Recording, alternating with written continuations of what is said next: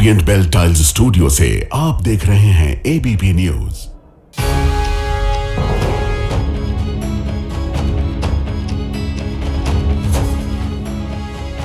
नमस्कार, मैं हूं प्रतिमा मिश्रा।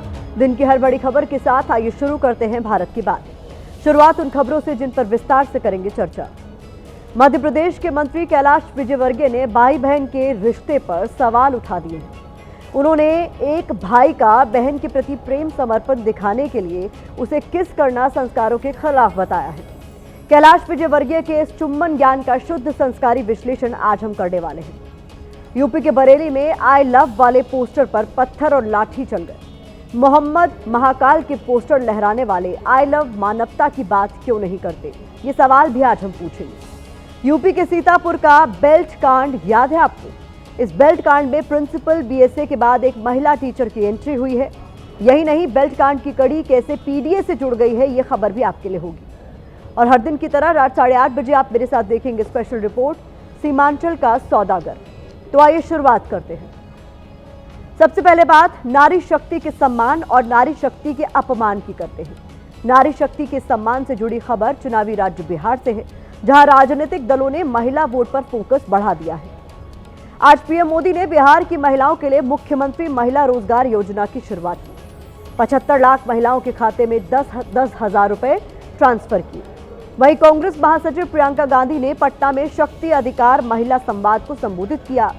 अब नारी शक्ति के अपमान से जुड़ी खबर की बात करें तो इसके केंद्र में भी प्रियंका गांधी है। प्रियंका गांधी और राहुल गांधी के भाई बहन वाले रिश्ते पर मध्य प्रदेश के कैबिनेट मंत्री कैलाश विजयवर्गीय ने विवादित बयान दिया है। ऐसे में आज इसका विश्लेषण बहुत जरूरी है। इस विषय पर आधारित है ये विश्लेषण कि जब वोट की बात आती है तो नेताओं के लिए महिला सम्मान सर्वोपरि हो जाता है। महिलाओं को देवी का दर्जा दे दिया जाता है। इससे उलट जब लड़ाई वोटों की नहीं होती तो अमर्यादित शब्दों की तलवार से महिलाओं का सम्मान तार तार कर दिया जाता है। हमारे नेता ये भी नहीं सोचते कि नवरात्रि का त्योहार चल रहा है, माता शक्ति की आराधना हो रही है और उसी देवी स्वरूपा नारी शक्ति के लिए मध्य प्रदेश के कैबिनेट मंत्री कैलाश विजयवर्गीय ने ऐसे अशोभनीय शब्दों का इस्तेमाल किया है। कैलाश विजयवर्गीय ने राहुल गांधी और प्रियंका गांधी के रिश्ते को लेकर जो कहा है, आप सुनेंगे तो उनकी सोच पर आप तरस खाएंगे। कैलाश विजयवर्गीय ने कहा है कि हमारे पिताजी अपनी बहन के गांव में पानी भी नहीं पीते थे। आज के हमारे प्रतिपक्ष के नेता ऐसे हैं कि अपनी जवान बहन को बिल्कुल चौराहे पर चुंबन कर लेते हैं। मैं आपसे पूछना चाहता हूं कि आप में से कोई ऐसा व्यक्ति है क्या जिन्होंने अपनी जवान बेटी को, जवान बहन को सार्वजनिक रूप से चुंबन किया हो? यह संस्कारों का अभाव है। ये संस्कार विदेश की संस्कृति है। भारत चलेगा तो हमारे देश के संस्कारों के आधार पर चलेगा। आपको खुद कैलाश विजयवर्गीय के मुखमंडल से भाई बहन के संस्कारों पर उनकी छोटी सोच वाला बयान सुनवाते हैं। इसके बाद उन्हें भाई बहन के रिश्ते का मतलब समझाएंगे। हमारी बुआ जी जीरापुर में रहती है, तो मेरे पिताजी जीरापुर में कहीं पानी नहीं पीते। बोले ये मेरी बहन का गाँव, उस लोटे में पानी ले गया। अपनी बहन के गांव में पानी भी नहीं पीते थे। आज के हमारे प्रतिपक्ष के नेता ऐसे हैं कि अपनी जवान बहन को बिल्कुल चौराहे पे चुंबन कर लेते हैं। मैं आपसे पूछना चाहता हूँ, आप में से कोई ऐसा व्यक्ति है क्या जिन्होंने अपनी जवान बेटी को, जवान बहन को शारीरिक रूप से चुंबन किया हो? ये संस्कारों का अभाव है। तो सुना आपने मध्य प्रदेश के कैबिनेट मंत्री कैलाश विजयवर्गीय भाई बहन के रिश्ते को लेकर कैसी सोच रखते हैं। कैलाश विजयवर्गीय के बयान के विरोध में कांग्रेस ने प्रदेश में कई जगह प्रदर्शन किया। कैलाश विजयवर्गीय के खिलाफ नारेबाजी की और उनका पुतला भी फूंका। वहीं भोपाल में कांग्रेस कार्यकर्ताओं ने कैलाश विजयवर्गीय के बंगले का घेराव करने की कोशिश की। पुलिस ने बैरिकेड लगाकर उन्हें रोका, जिसके बाद दोनों तरफ से धक्का मुक्की के हालात पैदा हो गए। कांग्रेस कार्यकर्ताओं ने कैलाश विजयवर्गीय के पोस्टर को प्रतीक बनाकर एक लंबी जुबान का गंगाजल से शुद्धिकरण भी किया। अब कैलाश विजयवर्गीय से कुछ सवाल पूछे जाने बेहद जरूरी है। कैलाश विजयवर्गीय बताएं कि सनातन धर्म या भारतीय संस्कृति की कौन सी किताब में लिखा है कि एक भाई अपनी छोटी जवान बहन को किस नहीं कर सकता? कैलाश विजयवर्गीय क्या कहना चाहते हैं कि घर के अंदर जवान बहन को किस करना सही है लेकिन सार्वजनिक जगह पर किस करना गलत है? क्या अपनी छोटी जवान बहन को किस करने वाला भाई संस्कारी नहीं है? क्या अपनी जवान बेटी को किस करके उसके प्रति स्नेह का इजहार करने वाला पिता भी संस्कारी नहीं है? क्यों राजनेता कभी किसी की मां और कभी किसी की बहन के सम्मान को चोट पहुंचाकर अपनी राजनीति चमकाने में लगे रहते हैं? मंत्री महोदय, आप देश को कौन सी पवित्रता और भारतीय संस्कृति का पाठ पढ़ा रहे हैं? हम आपको बताते हैं कि भाई बहन का रिश्ता क्या होता है और भारतीय संस्कृति में भाई बहन के रिश्ते की किस तरह व्याख्या की गई है। गौर से देखिएगा मंत्री जी। जिस घर में पिता नहीं होते उस घर की बेटियों के लिए उनका बड़ा भाई उनके पिता समान होता है। जिस घर में मां नहीं होती उस घर की बेटियों के लिए उनका बड़ा भाई मां की भूमिका निभाता है। भाई वो होता है जो अपनी बहनों को माता पिता से बढ़कर प्यार करता है। भाई वो होता है जो बहन के साथ लड़ता भी है और उसे समाज के दुश्मनों से लड़ने के लिए तैयार भी करता है। भाई वो होता है जो अपनी बहन का पहला दोस्त होता है और उसका मार्गदर्शक भी होता है। भाई वो होता है जो एक बहन को सम्मान से जीना सिखाता है और उसके सम्मान के लिए दुनिया से लड़ जाता है। ऐसे में वो भाई अगर अपनी बहन के प्रति अपना समर्पण दिखाने के लिए उसे किस कर लेता है तो इसमें क्या गलत हो जाता है? कैसे पवित्र रिश्ते पर उंगली उठाते हुए कैलाश विजयवर्गीय ने एक बार भी नहीं सोचा, अरे कोई नेता प्रतिपक्ष हुआ तो क्या हुआ, पहले वो एक बहन का बड़ा भाई है और एक परिवार का बेटा है। जब कैलाश विजयवर्गीय अपने अशोभनीय शब्दों पर घिरने लगे तो उन्हें सफाई देने सामने आना पड़ा। लेकिन जैसे कमान से निकला तीर वापस नहीं आता, वैसे ही जुबान से निकली बात पलटी नहीं जा सकती। ऐसे में कैलाश विजयवर्गीय के बयान पर कांग्रेस हमलावर है। मध्य प्रदेश कांग्रेस ने अपने फेसबुक पेज पर लिखा, कुंठित कैलाश, अपनी सोच सुधारो, संस्कार सुधर जाएंगे। नवरात्रि में भाई बहन के रिश्ते पर घटिया टिप्पणी करते हो। तुम संस्कारों का ठेका मत लो, पहले अपनी नियत और सोच सुधारो।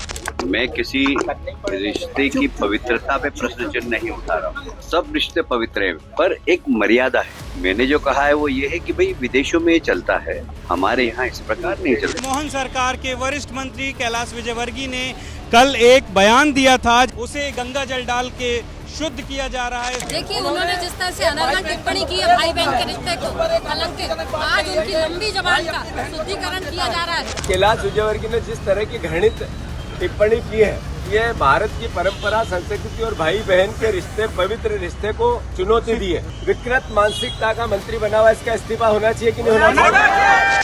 हमारी संस्कृति नहीं है, हमारी सभ्यता नहीं है, हमारी परंपरा, हमारे रीति रिवाज, हमारे संस्कार ये नहीं सिखाते, और जो सिखाते हैं वो अपने घर में करें, चौराहे पर नहीं। ये महिला विरोधी नहीं, ये बहुत ही अशोभनीय है जो कुछ कैलाश विजयवर्गीय जी ने कहा। आखिर उनसे ये उम्मीद भी क्या की जा सकती है, क्योंकि जो आरएसएस की शाखाओं में विजयवर्गीय जी की जो ट्रेनिंग होगी, जो कुछ उन्होंने सीखा होगा, वो वही रिश्ता जानते हैं।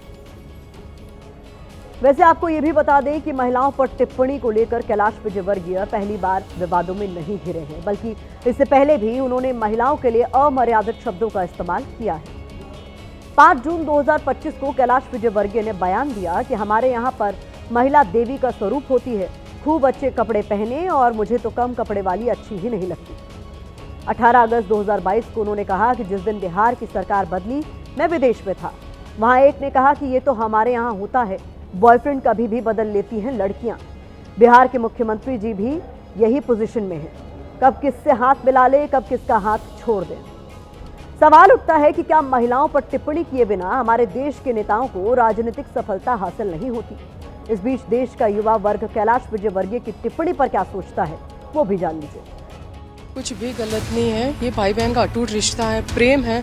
अगर एक भाई और बहन आपस में गले लगा रहे हैं, किस कर रहे हैं, हक कर रहे हैं, तो इसमें कोई हर्ज नहीं है। उनका रिश्ता है, इवन वो रिश्ता और क्लोज हो रहा है। उन्होंने जो भी करा, एक बहन की तरीके से उनको किस करा, वो भी बीच रास्ते में, तो उनका वो अपना पर्सपेक्टिव था, उनका एक इंटेंशन था कि हाँ वो मेरी बहन है। एक भाई अपनी बहन को अगर नॉर्मली अगर किस कर रहा है या हक कर रहा है तो उसमें क्या प्रॉब्लम हो सकती है?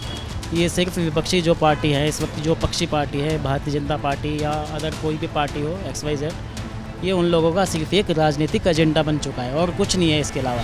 छोटी बहन को अपन लाड़ करते हैं, प्यार करते हैं, कर नहीं सकते क्या? अगर वो भाई बहन है और वो किसी भी पब्लिक स्पेस में है या अपने पर्सनल स्पेस में, अपने घर पे कहीं पे भी है, अगर उनका बॉन्ड घर पे बहुत अच्छा है तो वो बाहर भी दिखेगा। इससे बयान ना दिए जाए तो बेहतर है, क्योंकि राजनीति अपनी जगह पर होती है, रिश्ते अपनी जगह पर होते हैं, खास तौर पे ऐसे रिश्ते।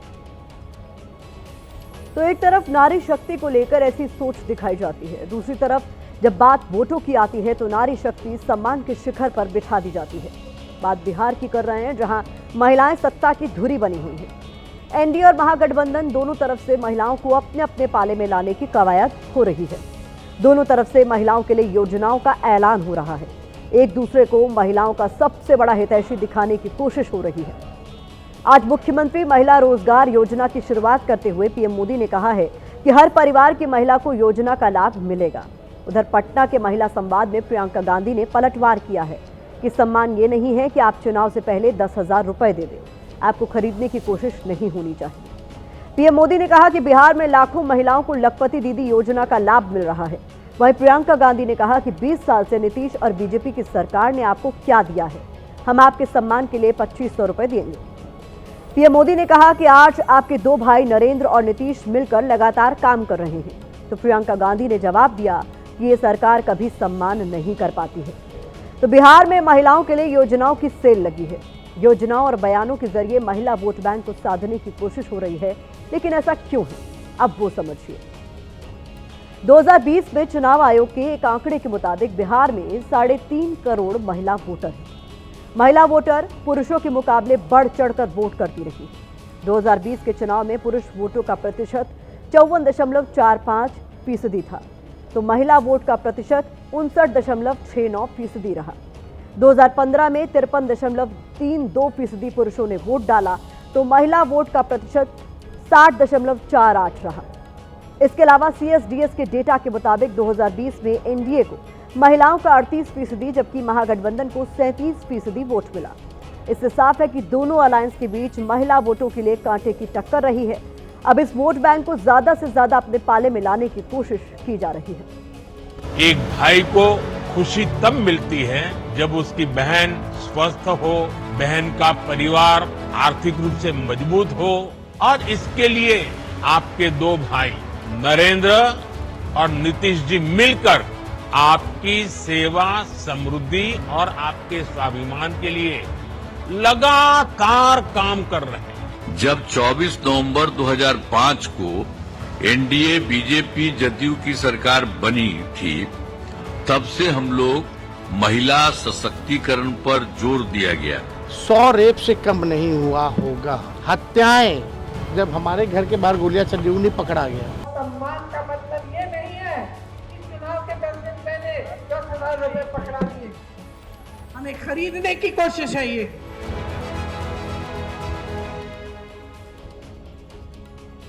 अब वक्त नारी शक्ति के अपमान वाली खबर पर सोशल मीडिया के ओपिनियन का है, तो यूजर्स लिख रहे हैं कि बीजेपी नेता कैलाश विजयवर्गीय ने संस्कार पर ज्ञान देते देते अपने ही संस्कार दिखा दिए।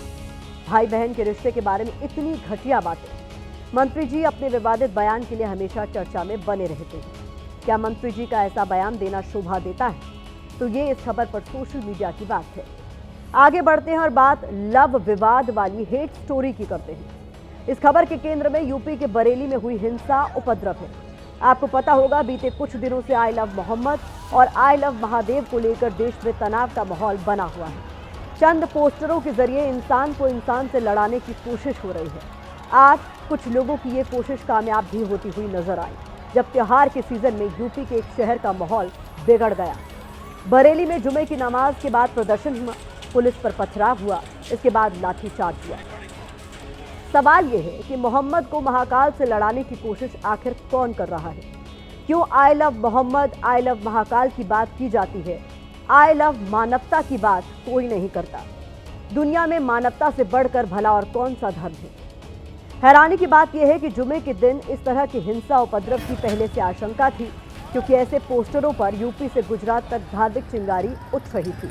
फिर सुरक्षा बंदोबस्त होने के बावजूद पुलिस ने स्थिति कैसे बिगड़ने दी? क्या ये यूपी के लॉ एंड ऑर्डर की नाकामी नहीं है?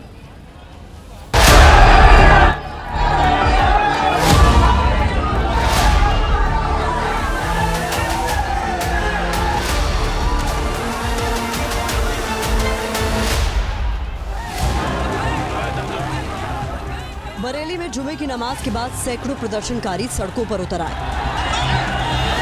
हाथों में आई लव मोहम्मद का पोस्टर था। लेकिन देखते ही देखते स्थिति आउट ऑफ कंट्रोल हो गई।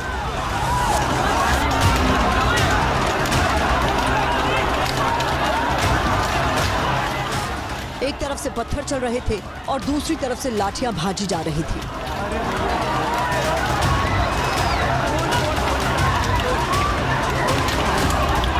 जुमे की नमाज के बाद आई लव मोहम्मद पोस्टर विवाद को लेकर मुस्लिम समाज के लोगों ने विरोध प्रदर्शन किया था।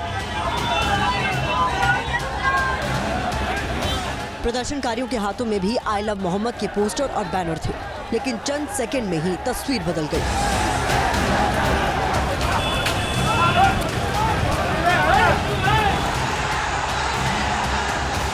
बिहारीपुर स्थित आला हजरत मस्जिद के पास इकट्ठा हुए प्रदर्शनकारियों को पुलिस ने समझाने की कोशिश की थी, लेकिन प्रदर्शनकारियों ने पुलिस पर पथराव कर दिया। चारों तरफ फैले इन प्रदर्शनकारियों में युवा भी थे और नाबालिग भी।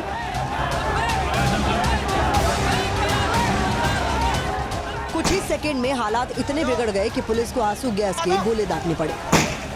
दरअसल बरेली के इस्लामिया ग्राउंड में मौलाना तौकीर रजा ने प्रदर्शन करने का ऐलान किया था।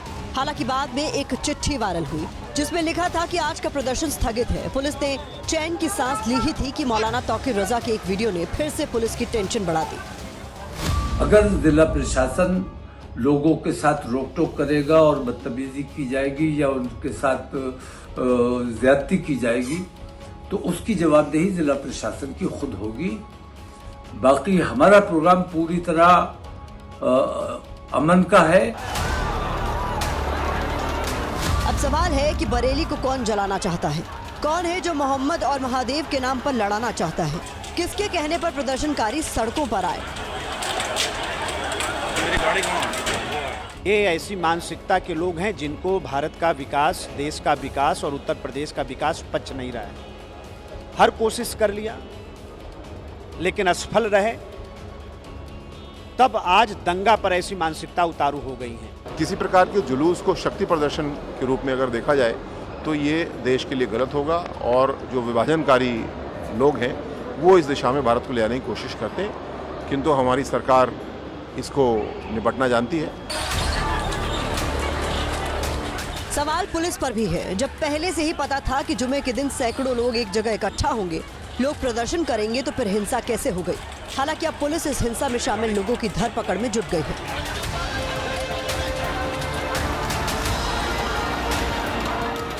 अचानक बाद में कुछ खुराफाती तत्व आए और जिन्होंने पथराव और फायरिंग शुरू करी और इसमें पर्याप्त उनकी वीडियोग्राफी और फोटोग्राफी की गई है। उस आधार पे पुलिस ने भी जो उसमें लोग मौके पर पाए गए ये करते हुए उसमें से कुछ की गिरफ्तारियां सुनिश्चित की गई हैं।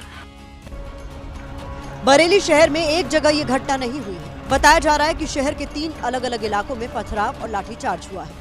क्यों कार्रवाई कर रही भाई? मैं कह रहा हूँ डंके की चोट पे कह रहा हूँ आई लव मोहम्मद, मेरी जिंदगी मोहम्मद के नाम है।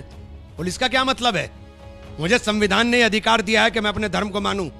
पुलिस का क्या मतलब है? नफरत फैलाते हो आप हर वक्त नफरत फैला रहे हैं देश के अंदर। देश तबाह करके रख दिया इन्होंने इस नफरत के अंदर। इस बीच अखिलेश यादव ने भी इस मामले पर एक्स पोस्ट करते हुए लिखा है, सरकार द्वारा ताकत का इजहार करना उसकी कमजोरी की निशानी होता है। सरकारें लाठीचार्ज से नहीं सौहार्द सद्भाव से चलती है। घोर निंदनीय। 10 सितंबर को यूपी के कानपुर से उठा आई लव मोहम्मद विवाद अब यूपी समेत देश के कई राज्यों में फैल चुका है, जिसे देखकर ऐसा लग रहा है जैसे लव तो बहाना है, असली मकसद भड़काना है।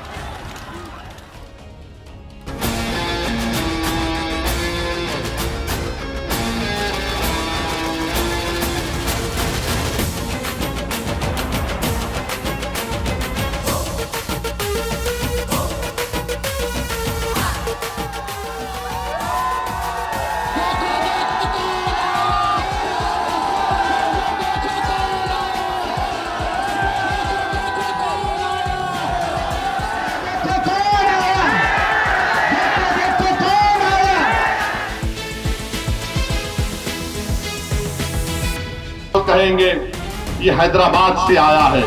हाँ, मैं हैदराबाद से आया हूं, चांद से नहीं आया हूं। इसमें कोई बुरी बात नहीं है। दुनिया की कोई ताकत मुझे सीमांचल और बिहार आने से रोक नहीं सकती इंशाअल्लाह ताला। सिर्फ मौत ही मुझे रोक सकती है। सब हाथ बढ़ाए हैं तुमसे हाथ मिलाने के लिए, मगर अगर तुम हमारे हाथ बढ़ाने को कमजोरी समझते हो तो याद रखो तेजस्वी, ये हाथ तुम्हारे गिरेबान के तार से भी खेलने को तैयार है। तुम तैयार हो जाओ, मैं तुमसे आकर जंग करूंगा, जंग करूंगा। बिहार की जमीन पर असदुद्दीन ओवैसी के तेवर देखे आपने। एकदम साफ शब्दों में कह रहे हैं कि या तो हाथ मिला लो या फिर हमले के लिए तैयार रहो। वैसे अपनी रैलियों में तो ओवैसी तेजस्वी के खिलाफ जमकर हुंकार भर रहे हैं और डंके की चोट पर कह रहे हैं कि 4 का बदला 40 से लेंगे। दरअसल ओवैसी बिहार में सीमांचल के सौदागर बन गए। ऐसा हम इसलिए कह रहे हैं क्योंकि वो सीमांचल में अपनी राजनीतिक जमीन मजबूत करना चाहते थे। ओवैसी पहले से ही महागठबंधन में शामिल होने के लिए हाथ पैर मार रहे थे। लालू से लेकर बेटे तेजस्वी तक को चिट्ठी लिख दी, ढोल नगाड़े बजवा दिए, जनता के सामने महागठबंधन में शामिल होने के फायदे नुकसान भी गिनवा दिए। बावजूद इसके तेजस्वी यादव ने भाव नहीं दिया और जब भाव नहीं मिला तो ओवैसी ने अपने तेवर बदल लिए।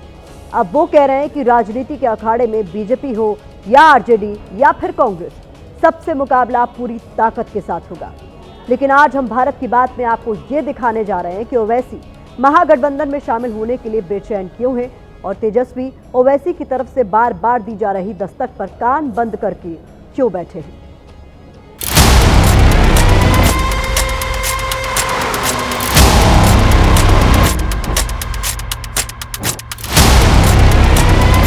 तस्वीरें देखकर लगता है कि बिहार के सीमांचल में मानो कोई नेता नहीं बल्कि सुपरस्टार पहुंचा है।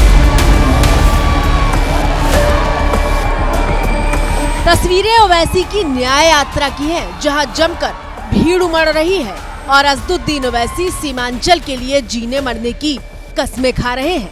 सीमांचल की जनता जिंदाबाद, सीमांचल की जनता जिंदाबाद, सीमांचल की जनता जिंदाबाद, मजलिस पार्टी जिंदाबाद।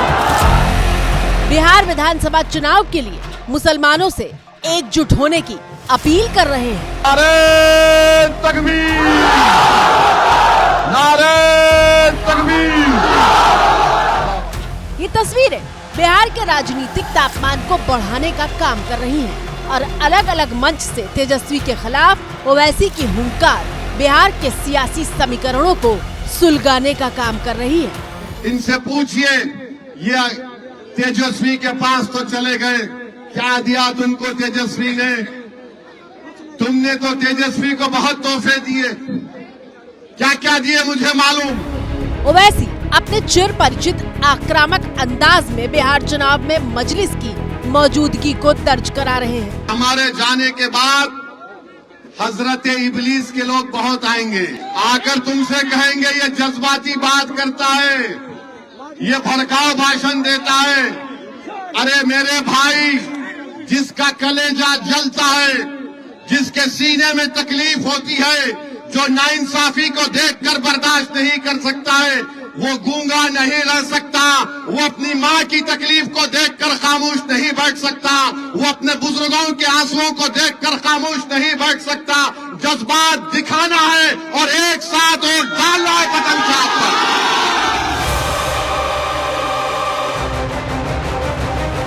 सच्चाई ये है कि ओवैसी के सीने में भी तकलीफ तो है, कलेजा उनका जल भी रहा है, लेकिन ओवैसी के मन में इन जज्बातों का तूफान आया क्यों है, उसे समझने के लिए आप 15 दिन पहले की इन तस्वीरों को देखिए।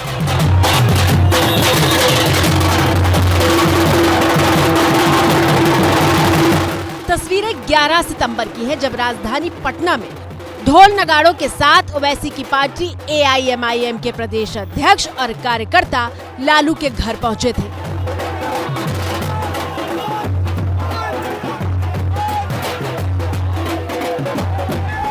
जो पोस्टर ये अपने साथ ले गए थे उसमें लिखा था, लालू तेजस्वी अपने कानों को खोल, तेरे दरवाजे पर बज रहा है ढोल। गठबंधन के लिए अपना दरवाजा खोल वरना खुल जाएगी माई समीकरण की पोल। इन पोस्टरों के साथ MIM लालू के दरवाजे पर बेतहाशा ढोल पीटती रही, लेकिन लालू यादव के घर के दरवाजे नहीं खुले और ओवैसी की पार्टी के नेताओं को बैरंग वापस आना पड़ा। सीमांचल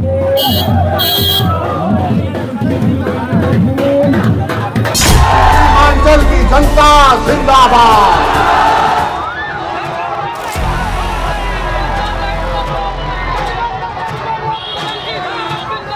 अब सीटों के लिए सौदेबाजी के दबाव की दूसरी तस्वीर देखिए जो पिछले हफ्ते 19 सितंबर की है।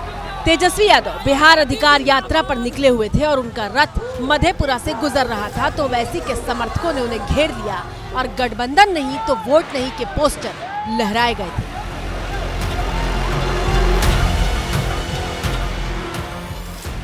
ठीक एक दिन बाद तेजस्वी के रथ को ओवैसी की पार्टी के समर्थकों ने दरभंगा में रोक लिया था और गठबंधन में शामिल करो वरना चुनाव का परिणाम बुरा होगा ऐसी चेतावनी वाले पोस्टर लहराने लगे थे।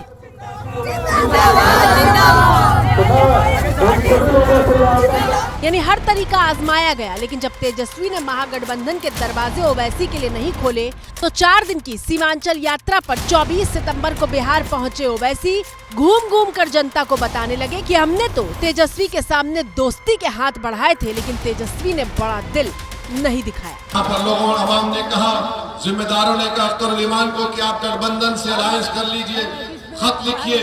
अख्तर उल ईमान ने 2 खत लिखे लालू प्रसाद यादव साहब। फिर कहा गया कि उनके बेटे ने कहा कि हमको नहीं मिला। मुझे समझ में नहीं आया जब अख्तर उल ईमान साहब मुझसे बोले कि तेजस्वी कह रहा है कि उसको खत नहीं मिला। हमारे घर में, आपके घर में अगर हम किसी घर के बड़े से मिलते तो बात वहीं पर खत्म हो जाती, चाहे हो या ना हो। मगर ये पहली मर्तबा हमने देखा कि बाप की जिंदगी में बेटा कह रहा है कि मुझे नहीं बोले, तो हमने कहा चलो इसको भी लिख दो। इसको भी हमने खत लिख दिया। अब उनको सोचना है क्या लिखा अख्तर उल ईमान ने कि 6 सीट दो, 5 तो हम जीत कर आए थे, 6 दे दो। अगर तुम सत्ता में आ गए तो हमको मंत्री मत बनाओ, मगर सीमांचल के लिए डेवलपमेंट काउंसिल बना दो। आपके मन में सवाल होगा कि ओवैसी की राजनीति की जड़ में आखिर क्या है। दरअसल असदुद्दीन ओवैसी 3 महीने पहले यानी जून से महागठबंधन में AIMIM को शामिल करने के पीछे पड़े हुए हैं। ओवैसी की पार्टी सीमांचल में न्याय यात्रा शुरू करने से पहले 3 बार लालू प्रसाद यादव को चिट्ठी लिख चुकी है, लेकिन दाल नहीं गली। तो ये बात साफ हो गई कि ओवैसी के कलेजे में किस बात का दर्द है। लेकिन अब हम इस सवाल की तरफ बढ़ते हैं कि ओवैसी गठबंधन में शामिल होने के लिए इतने उतावले क्यों हैं और तेजस्वी उनको शामिल करने से परहेज क्यों कर रहे हैं। इस सवाल के जवाब की शुरुआत ओवैसी के ताजा बयान के साथ ही करते हैं। तो मैं सीमांचल की जनता को पहले ही पैगाम दिया हूं, याद रखो अगर दुनिया मेरा साथ छोड़ देगी बहादुरगंज की जनता, तुमको एक दीवाना दुनिया में मिलेगा जो खड़े होकर सीमांचल जिंदाबाद, सीमांचल जिंदाबाद, सीमांचल जिंदाबाद कहता रहेगा। अररिया हो या फिर किशनगंज, ओवैसी बार बार अपने बयानों से ये साबित करने में जुटे हैं कि सीमांचल का भला अगर कोई चाहता है तो वो है ओवैसी। तेजस्वी मुख्यमंत्री बनने का ख्वाब देख सकता है तो क्या एक किशनगंज कोचा दामन से नौजवान खड़े होकर नहीं कह सकता कि मैं नेता बनूंगा? अरे क्या हम पैदा इसलिए हुए कि तुम्हारे ख्वाबों को पूरा करेंगे और हम अपने ख्वाबों को चूर कर देंगे? क्या हम पैदा इसलिए हुए कि अपने घरों को वीरान कर कर तुम्हारे महलों में चिराग जलाएंगे? ये नहीं हो सकता।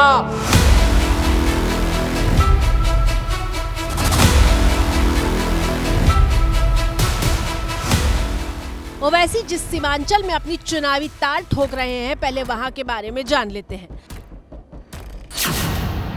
बिहार के सीमांचल में 4 जिले आते हैं, पूर्णिया, कटिहार, अररिया और किशनगंज। अगर इन चारों जिलों में मुस्लिम आबादी की बात करें तो किशनगंज में 68% मुस्लिम है, कटिहार में 44%, अररिया में 43% और पूर्णिया में 38%। जबकि इन 4 जिलों की औसत मुस्लिम आबादी 50% है और सीमांचल के इन 4 जिलों में 24 विधानसभा सीटें आती हैं। लोगों का समर्थन किस तरफ रहेगा?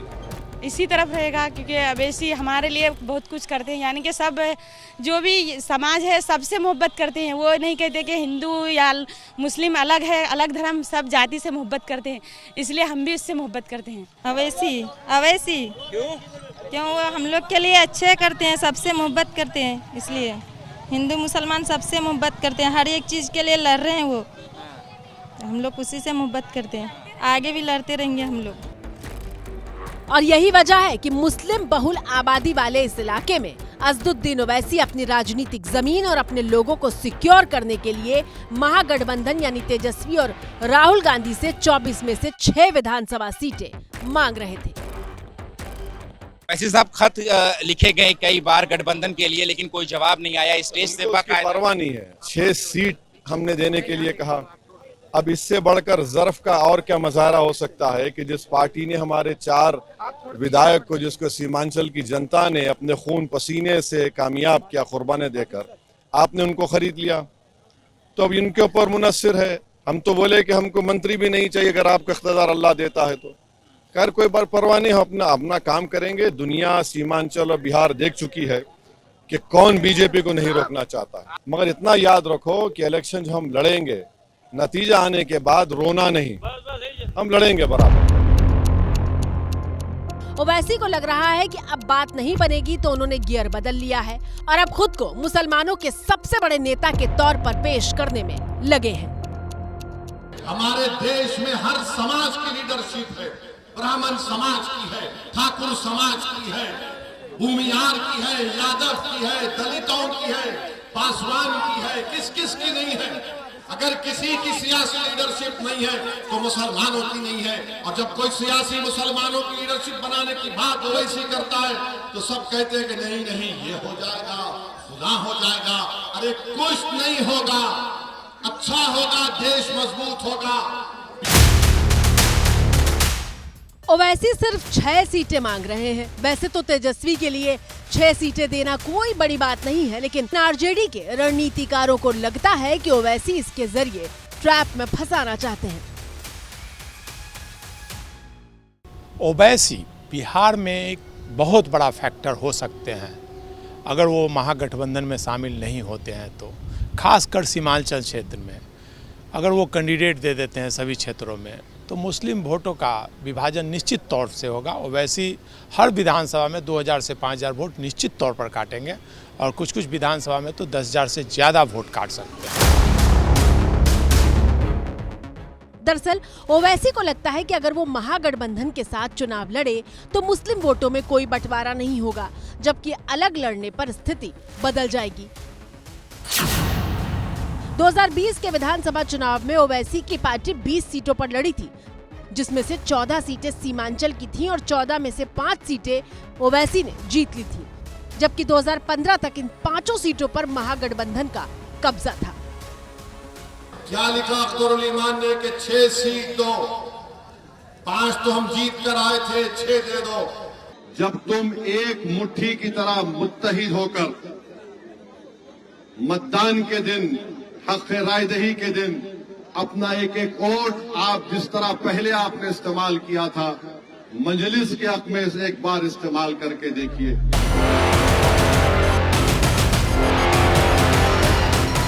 ये जो आप लोगों को सिर्फ ओवैसी दिख रहे हैं, जमीन पे कुछ नहीं है। इस बार कुल हिंद मजलिस इत्तेहादुल मुस्लिमीन का सब चीज सफाया होने वाला है, 0 पे आउट होने वाले हैं। ये जो भड़काऊ भाईजान हैं असदुद्दीन ओवैसी, वो इसी तरह की बयानबाजी करते हैं। इनके भड़काने से कुछ होने वाला नहीं है। ये तो 15 मिनट वाले हैं ना, कि 15 मिनट निकाल दो पुलिस को, सेना को निकाल दो, और यहाँ पे आके मोहब्बत की बात शुरू कर देते हैं। तो ये 15 मिनटी नेताओं को हम लोग अच्छे से जानते हैं। ओवैसी के महागठबंधन में शामिल होने के लिए उतारू होने के पीछे बी टीम वाला आरोप भी है। दरअसल ओवैसी जहां भी चुनाव लड़ने जाते हैं, कांग्रेस समेत तमाम पार्टियां उन पर बीजेपी का बी टीम होने का आरोप लगाती है। ओवैसी इस दाग को धोना चाहते हैं और महागठबंधन में शामिल होना चाहते हैं। पिछले चुनाव में भी असदुद्दीन ओवैसी जी 20 सीटें लड़े, जिसमें से 5 उनकी पार्टी जीत कर लाई। परंतु हुआ क्या कि उन 5 में से 4 लोग आरजेडी में जाकर बाद में मिल गए। सिर्फ उस वहां के उनके जो अध्यक्ष थे वही ऑल इंडिया एमआईएम के साथ रह गए। ये अपने आप में एक बहुत बड़ी विडंबना है आज कि ओवैसी जी चाह रहे हैं कि उनको 2 से 43 में से मात्र 6 सीटें महागठबंधन लड़ने के लिए अगर दे दे तो वो उनके साथ आने के लिए तैयार है। परंतु जिस प्रकार से ओवैसी जी आज अलग थलग पड़े हुए हैं और उनको कोई भी साथ में जोड़ने को तैयार नहीं है, तो ऐसा लग रहा है कि मुस्लिम बहुल समाज में उनकी इतनी पैठ नहीं है जितना कि वो अपने आप सोचते हैं। लेकिन अब सवाल यह है कि तेजस्वी यादव क्यों ओवैसी से गठबंधन नहीं कर रहे हैं। तो जवाब यह है कि अगर ऐसा हुआ तो ओवैसी बिहार में मुसलमानों के बड़े नेता बन जाएंगे, जबकि महागठबंधन में तेजस्वी ही मुसलमानों के नेता हैं। कांग्रेस में राहुल गांधी ही मुसलमानों के नेता हैं, लेकिन ओवैसी का कद और उनकी छवि एक हार्डकोर मुस्लिम नेता की है।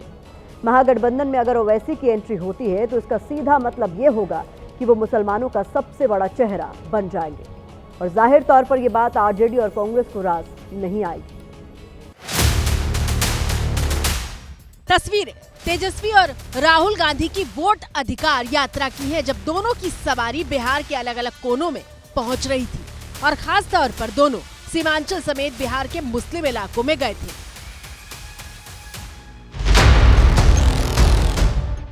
राहुल और तेजस्वी जब सीमांचल और दूसरे मुस्लिम इलाकों में पहुंचे तो उन्हें वहां बहुत अच्छा रिस्पांस मिला था, और इसी वजह से महागठबंधन बेहद उत्साहित है, क्योंकि रणनीतिकारों को लगता है कि ओवैसी इसी लहर पर सवार होना चाहते हैं, जबकि महागठबंधन को फिलहाल उनकी जरूरत नहीं है।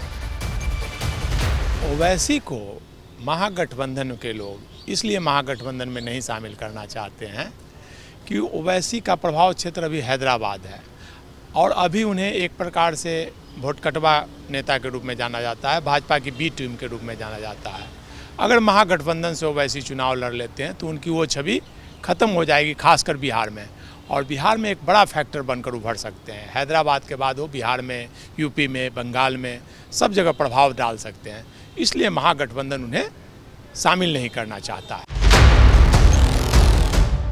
ओवैसी से दूरी बनाने की पहली अहम वजह यह है कि ओवैसी के हार्डकोर मुस्लिम नेता होने की वजह से बीजेपी को ध्रुवीकरण कार्ड खेलने का मौका मिलेगा और पूरा चुनाव हिंदू मुसलमान का हो जाएगा। हम लोग किसी का विरोध नहीं करते। बिहार में 14 करोड़ आबादी है, 14 करोड़ आबादी सब हम लोगों के लिए बराबर है। ओवैसी से तेजस्वी के परहेज करने की दूसरी वजह यह है कि लालू यादव के राष्ट्रीय जनता दल का आधार ही मुस्लिम और यादव यानी माय समीकरण है। अगर मुसलमानों के बीच उनके साथ इतना बड़ा नेता खड़ा हो जाएगा तो मुसलमान तेजस्वी की बजाय ओवैसी की सुनने लगेगा और तेजस्वी की राजनीतिक वैल्यू कम हो जाएगी।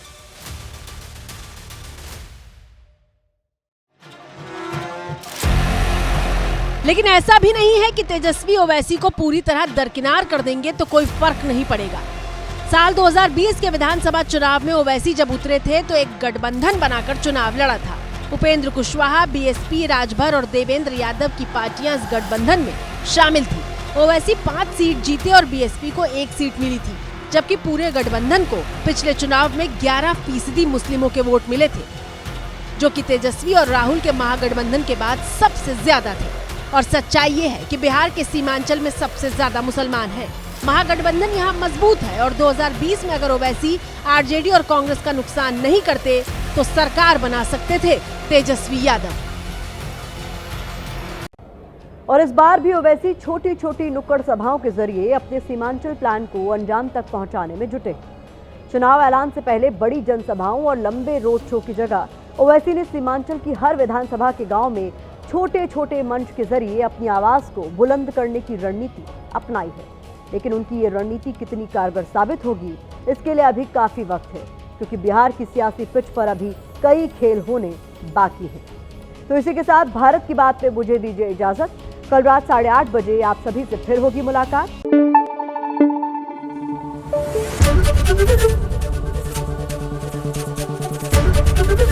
एबीपी न्यूज आपको रखे आगे।